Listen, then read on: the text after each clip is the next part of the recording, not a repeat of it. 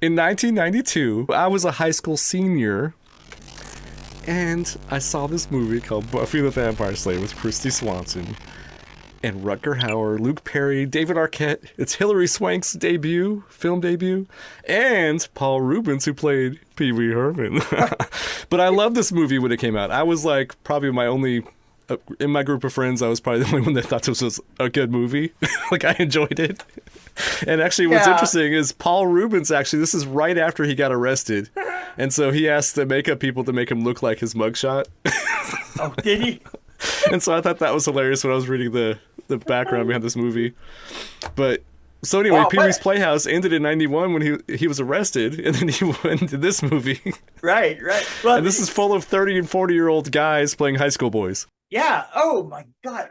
But look at the cast. You had Stephen Root. No, the cast is amazing. You had Stephen Root. You Pee Wee Herman. Rutger Hauer. Rutger Hauer, right? Yes. You know, like you said, right down the line. And I was thinking, you know, the woman. Christy Swanson was the Buffy. Right, but what was his famous her friend there, one of the group, right? Why can't you just mentioned it? Hilary Swank. Hilary Swank. Hilary Swank was terrible in this. I mean, this is her first feature movie. I'm sure it was her. I understand.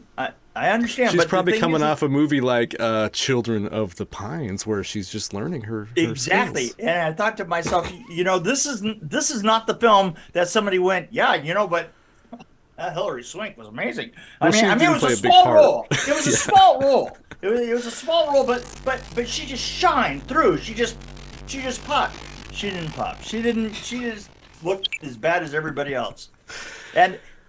But does it matter? Because that's not what this movie is. This movie's supposed to be like a caveman. Like, that's why I like it, because it's a campy movie that you can't take seriously. It's a ridiculous concept. The whole thing is crazy. The funny thing about it is that there was a lot of rewrites after. Joss Whedon. Joss Whedon. Yep. See, I was up to design He got pissed off and left, didn't he? Let me tell you my little story about this. I was up to design this film with Joss Whedon when Joss Whedon was going to direct it. And then Joss Whedon got fired, and I got fired with him. I came back, and I did a lot of the rigging, like the breakaway walls, and I spent a lot of time in that cafeteria, not cafeteria, but the gymnasium. Was that like a hangar, like a small? No, it was like a military building. Like it was on a like, not a stage, but some big commercial building that had been abandoned in L.A. Right, and I remember it as being tall, and I remember that and did you notice this? Did you notice that all the windows along there kind of looked like his the time, you know, when they were fighting, all the fighting stuff, and she was in, I can't remember, he was her teacher, right? Oh yeah, you're talking about Merrick, the guy, Donald Sutherland, or Donald Sutherland. Donald Sutherland's place, right, was that gymnasium. They just put curtains in front of those big windows there. Okay. Right? And the funny thing about it is, I mean, I knew that because I was there at the time. Well, it surprised me. I was like, wow, you can absolutely, if you know that was the gym, you can absolutely see the gym there, you know, because it was like they just put curtains in it, right? That's all they did. I was like, wow, even at the time I was curious as if that would work, and it actually didn't. But, you know. Well, see, and I wasn't picking that out. I was looking for props. I'm like, where are the props that Mick did? Where are the props?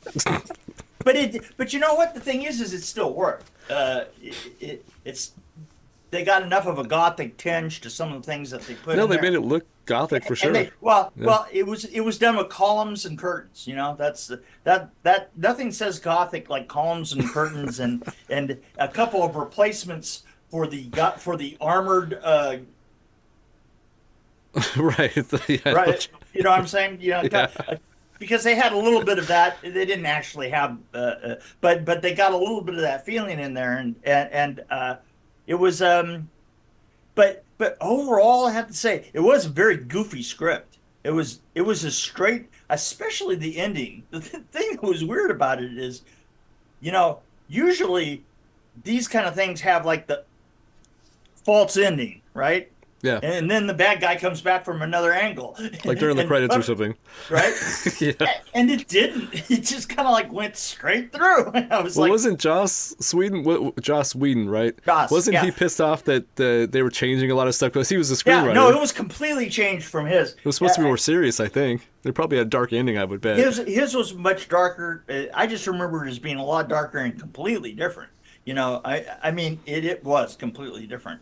But that's pretty common. But what I would imagine. surprised me is how straightforward and just straight through it was, right? You know, there was just a direct line, and it seemed like a race to get through it, you know? Well, for me, this was... so what I liked about this was a lot of the movies I like. Lost Boys, I mean, even Clueless, which came later, but like Heathers, you know, this had a lot of that going on, that kind of feel to it. But Yeah. I like those kind of movies. They're high school movies where it's just vapid discussions, stupid things, and then really stupid things happen. Yeah, I mean, So that's what made it fun for me. And actually, what's funny is like I've talked about how, Teen Wolf has soft place. I have a soft place in my heart. I was just gonna say. Well, I have a soft place in here there's for Teen Wolf. There's It's right elements of here. it that just It's kind of right here. Teen See Wolf, this right? spot? That's Teen Wolf. But Teen Wolf didn't hold up like decades later because we watched it, and I didn't like it as much as I did when I was younger. This one holds up for me. I still enjoy it. Oh, really? And it's Yeah. partly because of Pee Wee Herman, or Paul Rubens, I should say. Yeah, Paul Rubens. And It Christy is- Swanson's performance was interesting because I don't like the TV series Buffy, the Vampire Slayer. I like Michelle Gellar. I like Michelle Gellar, but I don't like. I tried to watch that series. My brother loves it. I could never get behind the series. One of my brothers loves that series, and I tried watching it with him, and I'm like, I just can't get into But here's this. the combo. Here's the combo, though. There was Serenity, Yeah, and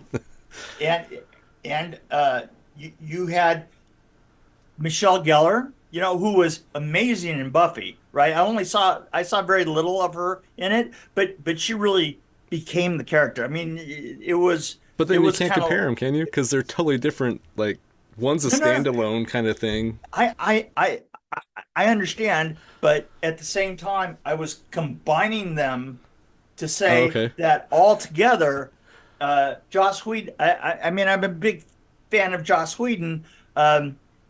If for no other reason than he brought Michelle Gellar for that part, and he did Serenity, and I sat in an office with him for 2 weeks, but I have hardly any recollection of it. So you both were just sitting around bitching about stuff, and you got fired. Yeah.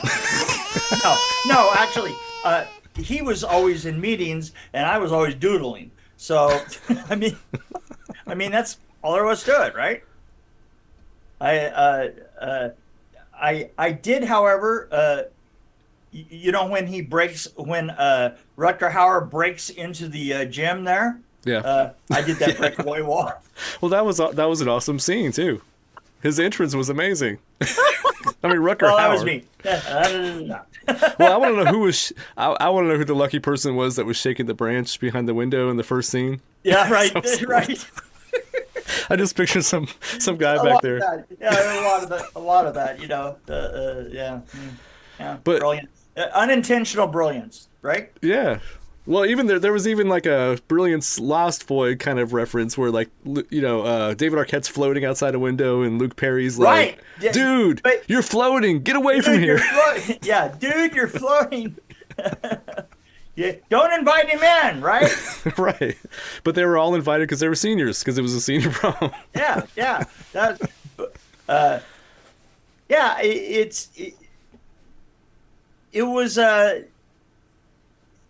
it was what it was. You know? Well, I think I'm not comparing the movie to the TV series, and I saw this before I saw the TV series, so I already liked this movie.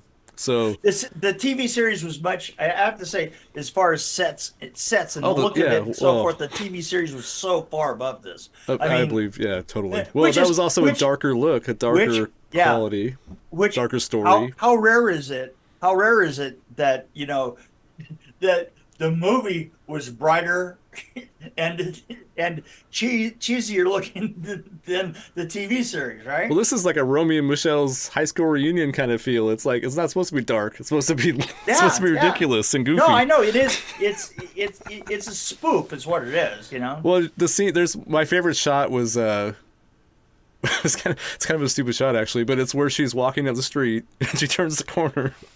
And there's like steam coming out of the sewer, and there's like a construction barricade with like a light on it. And Right. I'm waiting for her to start singing and dancing. I'm like, what the? It's like a music video. What the hell was that? So it was totally out of place for me. But I like that shot for some reason. You have no idea how many times I had to make steam when I was doing effects and not design. How many times I had to make steam come out of those grates and stuff. And what and the weird thing about it is it's really tricky to do. It's not a super easy thing to do because you get the machine down in a sewer, and then you have to operate and all the rest of that. And the machines back then were very primitive. They were a button like this, and you literally pump the oil out of it like that. Jeez. And it was difficult. You had to put somebody. I mean, I cannot tell you. 3 or 4 times, literally, I would be holding onto the rungs with a smoke machine at the top of like an actual sewer, right? Where the manhole is. Have somebody put the manhole back over me, and then we'd lift up the edge of the manhole. We'd put shims in there so that the manhole cover was up a little bit, and then so pump smoke out of it so that the smoke could come out of the freaking manhole, right? It's not an easy thing to do. But it looks amazing. I know, that's the thing that gets me. But you know what? There's still too much of it. Right. It looks amazing, but it's such a cliche. Well, it was a nonsense. It didn't make any sense. How about butterflies coming out of them? Or foam, bubbling foam, something Bubbles, like yeah. Yeah, pigeons. Well, small puppies.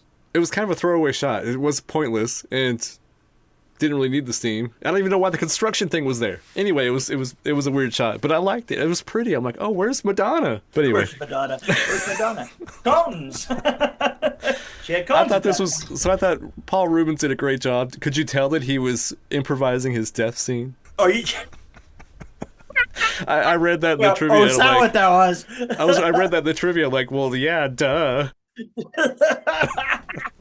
I don't think the director told him, "Hey, you need to do this."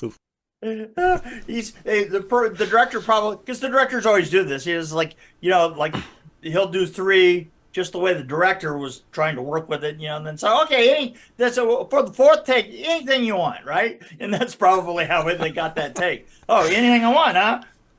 Well, that was definitely a Pee Wee Herman type death. Oh, Donald Sutherland. He's passed away, isn't he? I don't want to talk bad about the dead, but I was reading some trivia. Joss Whedon apparently thought he was a complete dick.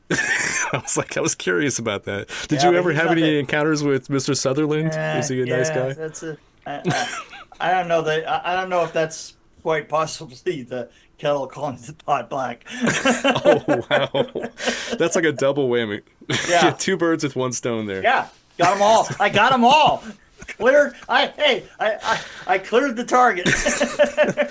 Well, I would have loved this a lot more because apparently Alyssa Milano was supposed to originally supposed to play the part, and I would have liked that a lot more because I had a big crush on her. I wasn't bowled away by Kristy Swanson. I thought she was perfect because it wasn't like she shined, but I thought she was good for the part. I had one issue, costuming. I don't know who made this choice, but we talked about Nancy wearing a sweater. Right. Why were the cheerleaders so covered up? I'm like, They're inside. You know They're in what? California. I honestly thought that myself. I thought, yeah, it was a real modest, and her particularly, she was like covered head to toe. I mean, that was a weird cheerleading squad, but also as a cheerleading squad, they sucked. Everything that they did was terrible. I mean, Yeah. um, honestly, a week of cheerleading school would have gone a long way in this case. I think their outfits were holding them down, actually, literally, like yeah, weighing them literally, down. yeah, it's like defying gravity is I what mean, they I grew do. up in Wyoming, and I would go to Wyoming football games, and cheerleaders would be bearing skin. Yeah, what's that? Crazy? Perfect. I No, don't no, it's understand. perfect. Well, they would wear they'd wear a sweater while they were sitting down on Yeah. the sidelines, but then they Right, but then they did their get up and take the cheers. sweater off, right? That's Yeah. the way it is. That's the way But it this works. was California. Come on, people. I don't know. Anyway, but Buffy, I thought she was awesome. The only thing I always find really funny with these kind of movies is how they do the Rocky movies, where they do like the training scene. They take somebody who's gonna lose the fight, but The montage, right? montage, The yes. montage. Yeah. But this had a really short. It was barely a montage. It was just Yeah. a couple scenes with him training her, and that was pretty much the it. thing is they did a short montage at the end of him repeating several times one piece of it. So I think that they were just using the montage to get out of the scene. So they didn't need it. It didn't have to explain everything. Everything had already been explained. Right. You see what I'm saying? Maybe he'd already pissed everybody off at that point. You can tell. And the timeline was a little punchy, but yeah. Oh, and Luke Perry and Rutger Hauer died the same year, and that was the things I learned when I researched stuff. What did he die of? Luke Perry died at 52. I thought he died of liver. He died of a stroke. Died of a stroke. That's what it says here. Yeah. Oh, that's died a bad at 52 after suffering a stroke.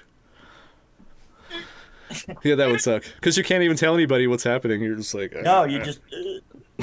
So yeah, that's why I don't make faces like that when I'm eating dinner and stuff. Like, I can't goof around while I'm eating because my wife will think I'm choking or something. Rutger Hauer, I think, was a natural death, wasn't it? Well, yeah, but Rutger Hauer had been around a long time. And he was f***ing amazing. I like Rutger Hauer. Rutger Hauer is one of those people that was always the strong. I mean, there were a couple of amazing films that he was in. Hitcher. Obviously Blade Runner, but a lot of the films that he took, he was the only good thing about them, No, I agree. I mean, he did a lot of really weird and wacky and bad sci-fi films. No, that's why I like him because he always had this. I don't even know how to explain it. Like this aura where he was just really good in those roles. Oh, yeah, right. Certain presence about him that was perfect. Right. No, I agree 100%. I mean, he was always he was by far the best part of most of the films that he was in. What did you rate this? I actually give this. That's a good one. Like, okay, so let's think here. Lost Boys, I'd probably give like a 5. So this is kind of like Lost Boys, but it has a little bit of Heathers. Oh, it's Clueless before Clueless even existed. It's kind of like crap. that. You know what? It was -3. Multiply that times 2. Divide. I'm gonna give it 2. Divide by 0.6432. Oh, okay. I give it a 3.5 because that's how much I like it. Oh, okay. Well, that's too much. So anyway, I even ripped my headphone out. Oh, there we go. Oh, yeah, there you go. No, so I give it 3. It's just because I personally enjoyed it. If I was going to rate it as a, well, I can't do that. You can't really rate anything objectively. No, outside of your own realm of experience, no. And the thing is you can supposedly you can if you really know a lot about filmmaking, but I've never been able. I don't think you can. I don't think any critic, unless they're a complete dick and have no personality, can do that. Well, I'm waiting to hear from some critics. I'm going to get some emails now, probably. Critics. Look, I'm completely capable of being impartial. Yeah, okay, great. Impartiality. Impartiality sucks. You know I what? can't believe you rated it so low, and it's a movie you worked on? Really? Oh, come on. You know what? Hold on, because I got to tell you something. This is very funny. So I was working on this film um, on the film that I was directing, Solitude, right? And the makeup effects guy, uh, the guy who was doing and he was doing the makeup and I kind of wrote over him a little bit, and it was like, no, we do this, but but uh, but still, I liked working with him. He's a very weird person. His name Ben Gersh, and he knows that he's a weird person. Um, so there was one part where we sat around and I joined into this discussion with everybody. They're going, well, what was your worst film that you worked on, Pete? And everybody's had a very limited experience, but so they would pick the worst out of the three or four. Don't films ask me that that they one worked because on, I've only worked on one. right? So I'm sitting there and I go, well, I said, I don't know. I've worked on some pretty bad films, but I said Frankenstein, the college years really sucked, and I'm not kidding. Ben Gersh, the makeup effects guy, goes, my God, when I was growing up, that was my favorite film. And I go, really? And he goes, yeah, my parents had a VCR, Oh wow. had a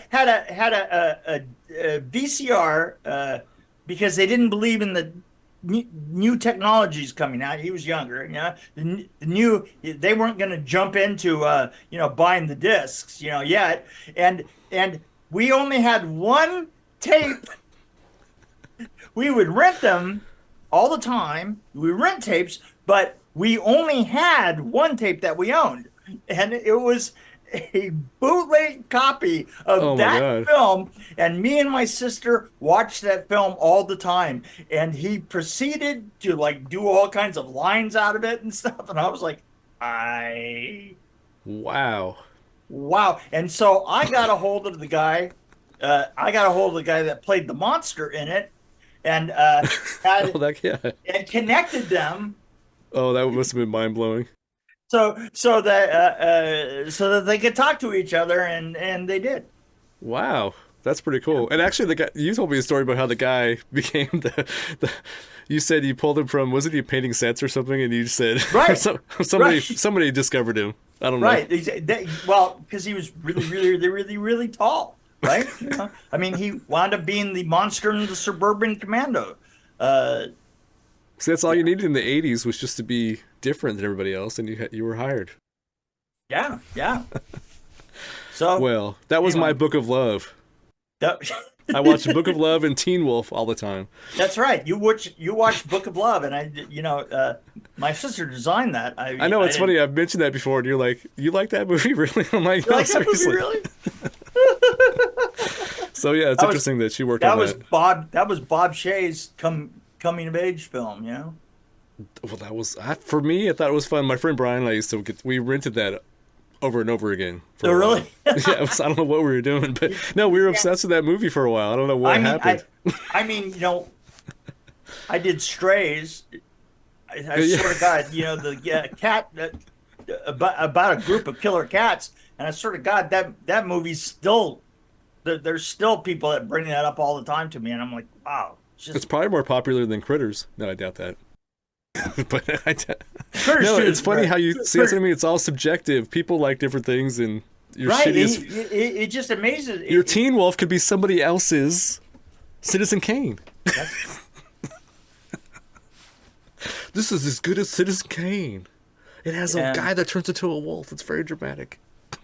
The shots of him turning into a wolf from the high angle. I mean, I've seen people on bulletin boards before say that Citizen Kane is overrated, and I'm like, Wow. can't say that. I mean, that's where it all started. Ding dong. That's Was where it actually? It could have been an old poster from when the movie came out, because that wasn't it wasn't popular when it came out, right? No, it wasn't. I think people were confused by all those weird shots. Maybe Orson Welles wrote that poster. Maybe it's been up since he put it up. Just trying to, bad. Even if it's bad, at least they're talking about me. Bad publicity. Yep. Bad publicity. Okay, I think we're done talking about Buffy. we're done. We're done. All right.